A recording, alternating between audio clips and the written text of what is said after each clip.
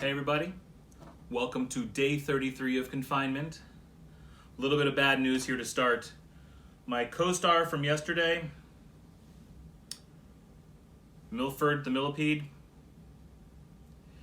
he has passed away,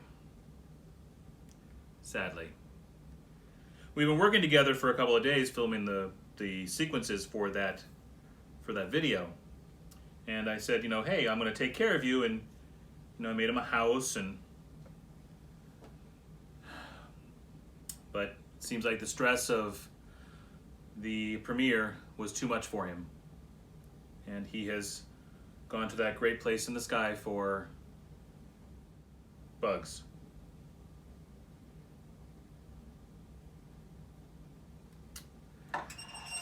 But the show must go on. And you see I'm still here on the Every Day's the Weekend news set, mostly because yesterday was really tough. When I say that I put a lot of effort into yesterday's video, I'm most likely underestimating. I started work on the Every Day's the Weekend news script middle of last week.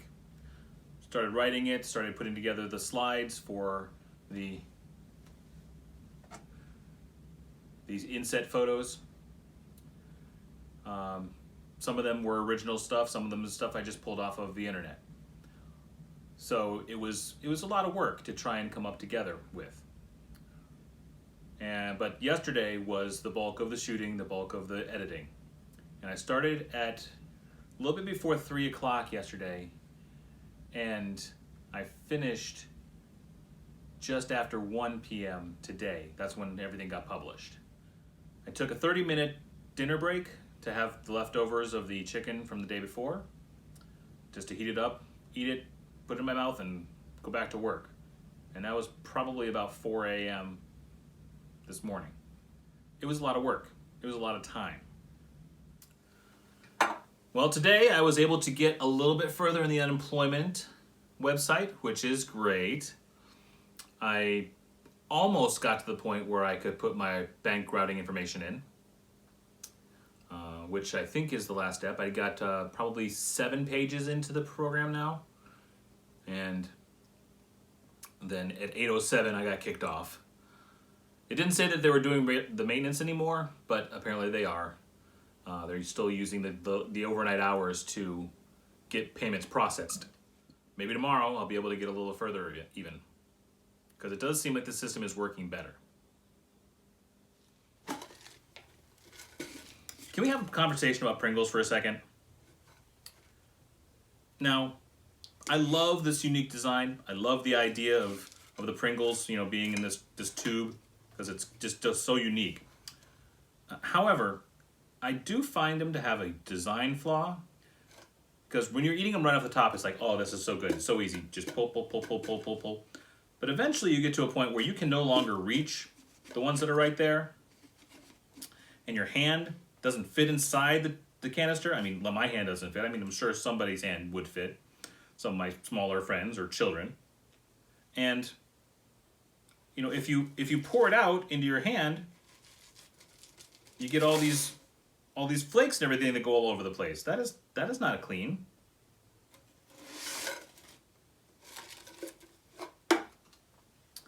So, I don't know. I think they need a better solution.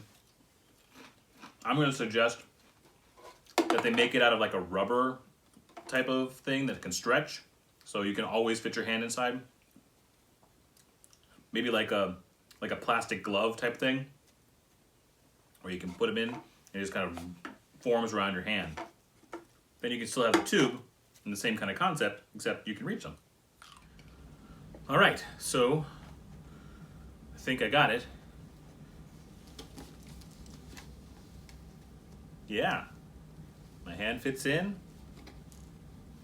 Got my chip. Ta-da! Never let it said that I don't go forward on my ideas.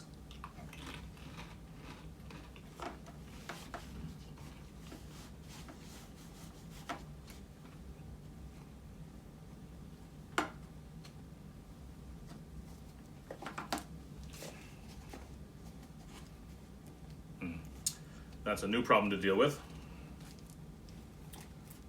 Oh no, there you go. Ah. Some of you know my parents. Some of you are my parents. Hi Mom, hi Dad. They watch every day. They always make sure to share too, which is very nice. Thank you so much. You should all do it, share. If you know my parents, you know that they're incredibly generous people. And they've always been very generous to me, for sure. I mean, they've always made sure that I had everything that I could ever want or need. Well, definitely everything I need. Maybe not everything I want. We never did get a puppy or a Death Star. But I do remember one situation in particular where it was during the great Cabbage Patch Kid frenzy. My mother had heard that there were Cabbage Patch Kids available at Service Merchandise, or going to be Cabbage Patch Kids available at Service Merchandise at, 3 o'clock. And she got in line starting at 9 o'clock in the morning to wait for this delivery of Cabbage Patch Kids for 6 hours.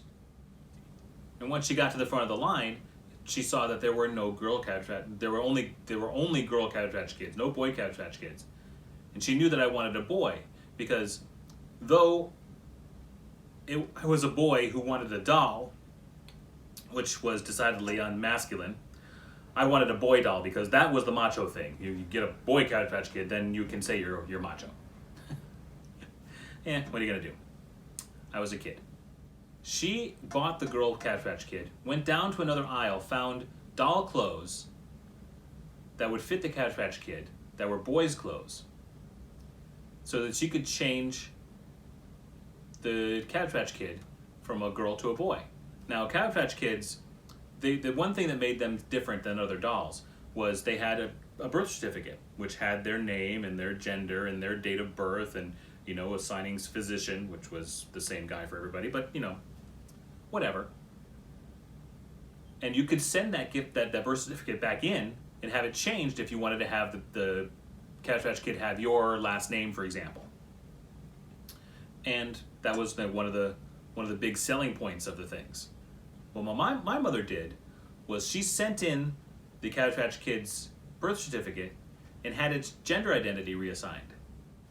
My mother, supporting transgender rights even before they were a thing. Go figure. But suffice it to say, my parents have always been very, very, very generous to me. They've always gotten me what I wanted when I needed it, if they could. And sometimes they've gotten me things that I didn't want or didn't need. And that brings us to today. Now, before the pandemic, before the great toilet paper crisis, or just at the beginning of the great toilet paper crisis, I had told my parents that I had toilet paper in abundance. And the reason why that was because I had always shopped at Costco for all of my paper goods. Paper plates and paper towels and toilet paper and everything was giant bulk. And I'm only one person. So that ends up being a lot of stuff. And it lasts for a long time. And in my case, even more so because I stopped using toilet paper a couple of years ago for that. I mean, I still use it to, wipe down the mirrors or, other cleaning reasons, but that you don't use a lot that way. So having stopped using toilet paper, I have at least half a brick left over just sitting in the back of a closet. So I tell my parents, I say, look, if you run into problems trying to get toilet paper, I have some, you can have it. They tell me they're fine at the time, no big deal. So it's left and done. Apparently though, that conversation is forgotten. Now we come to today. I wake up and I have a text message from my mom saying that they had gone to BJ's today. Now BJ's is kind of like a Costco. It's a big warehouse store, big products. I don't know if everybody has them wherever you are, but that's what it is. It's a big warehouse store. They had gone in and seen that there was toilet paper.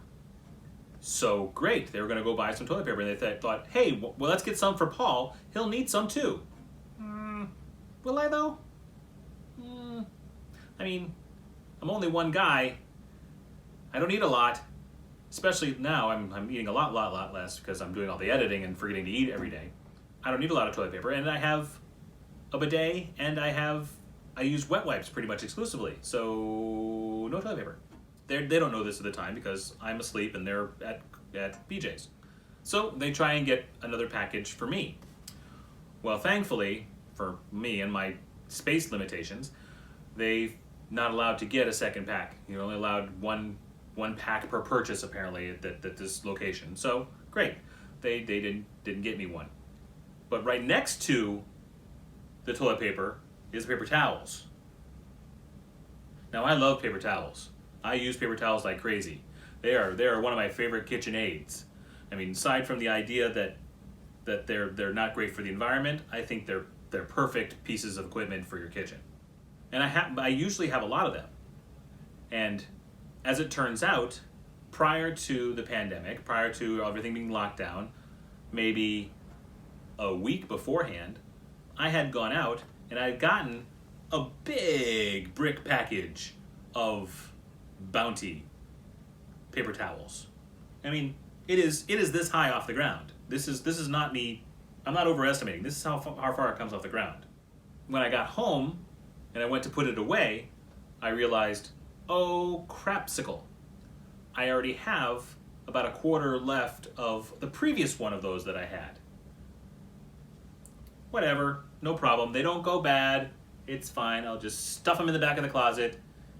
Now I have this closet that is full of paper towels and toilet paper and pretty much has room for nothing else.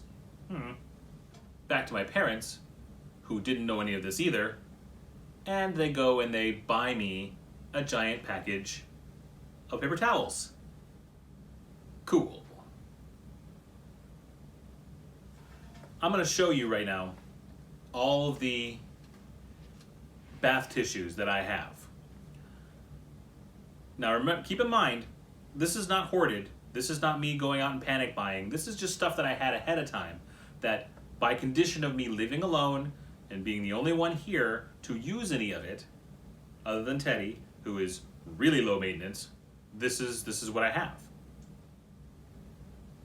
And this is before getting the new packaging that my parents are bringing.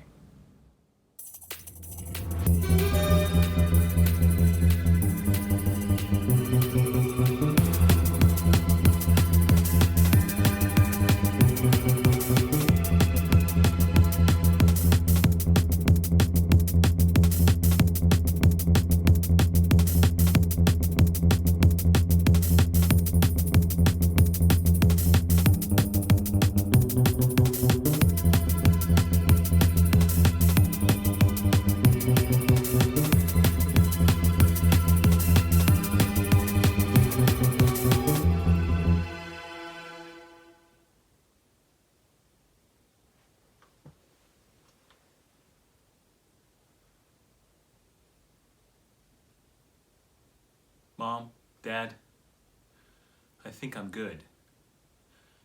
If you have enough bathroom tissue to build a flying buttress, you probably have enough.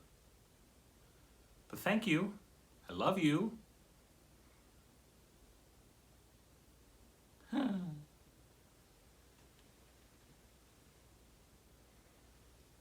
That's day 33 of confinement, everybody. Remember, like, share, subscribe. We'll see you tomorrow. We're all done.